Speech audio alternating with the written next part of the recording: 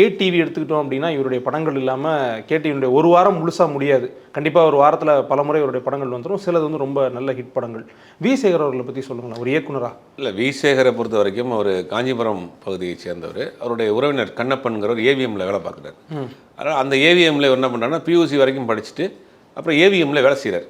ஏவிஎம்மில் இந்த எடிட்டிங்கில் editing department ஏவிஎம்குள்ளே போனீங்கன்னா வரிசையாக எடிட்டிங் ரூமாக இருக்கும். ஓகே, இந்த டெய்லர் கடை இருக்கிற ரூம் மாதிரி வரிசையாக ரூமாக இருக்கும். அதில் வந்து தமிழ் எடிட்டர் இருப்பாங்க, தெலுங்கு எடிட்டர் இருப்பாங்க, ஹிந்தி எடிட்டர், ஒரு பெரிய ஃபேக்ட்ரி மாதிரி வேலை நடந்துகிட்டு இருக்கும் அந்த ஃபிலிமில் ஷூட் பண்ணுற காலகட்டங்களில். அப்போ அவர் எடிட்டிங் அசிஸ்டண்ட்டாக அவங்க வந்து வேலைக்கு செய்கிறார். அப்போ இவர் என்ன பண்ணுறாரு, கொஞ்ச நாளில் அங்கே வேலை பார்த்துட்டே இருக்கிறப்ப அவர் அவருடைய மாமான்னு நினைக்கிறேன், தாய் மாமாவா இல்லாட்டி பொண்ணை கொடுத்தவர், அவர் தான் கண்ணப்பன், ஏவிஎம் கண்ணப்பன்வாங்க. அவருடைய இன்ஃப்ளூயன்ஸில் கார்பரேஷனில் வேலைக்கு போகிறார். சென்னை கார்பரேஷனில் ஒரு 15 வருஷம் வேலை செய்கிறார். ஓகே, ஒரு உதவி அலுவலராக வேலை செய்தார். ஏவிஎம்லேருந்து கார்பரேஷன் வேலைக்கு போகிறார்.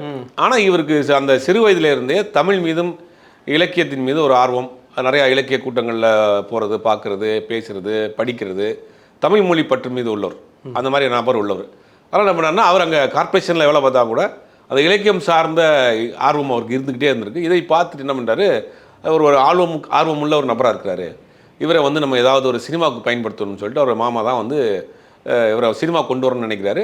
எடிட்டர் லெனின் மூலியமாக பாக்யராஜினுடைய அறிமுகம் கிடைத்து பாக்யராஜ் அவர்கள்ட்ட உதவி இயக்குனராக சேர்றார்.